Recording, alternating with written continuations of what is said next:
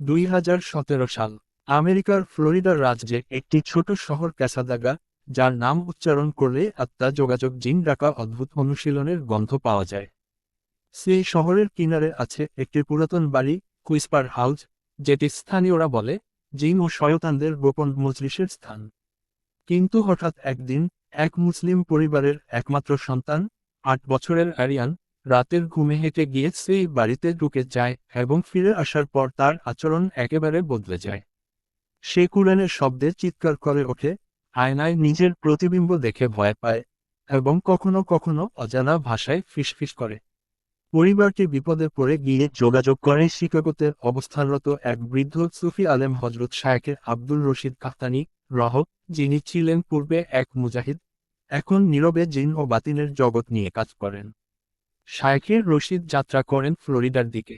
রাতের অন্ধকারে যখন তিনি ক্যাসাদাগাতে পৌঁছান, তিনি শহরে প্রবেশ করার সঙ্গে সঙ্গেই অনুভব করেন বাতাস ভারী, যেন কেউ আকাশ থেকে নিচে নেমে এসে ওজন চাপিয়ে দিচ্ছে।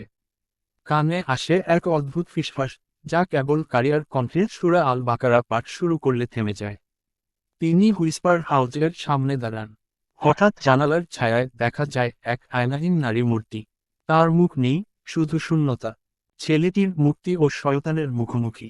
শায়ক বুঝলেন, শিশুটির শরীর দখল করেছে এক প্রাচীন জিন, যার নাম ইবলিসের, যে ক্যাসাদাগার বিভিন্ন ওকাল্ট রিচুয়াল থেকে শক্তি নিচ্ছে।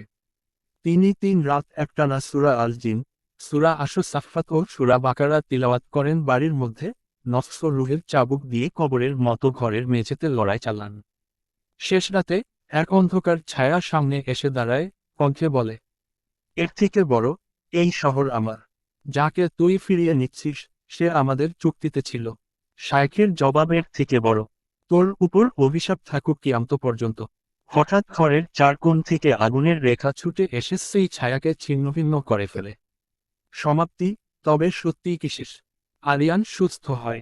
ক্যাসাদাগা শহরের উপরে কিছুদিন ধর দেখা যায় আকাশে, এবং হুইসপার হাউস ভেঙে ফেলা হয়।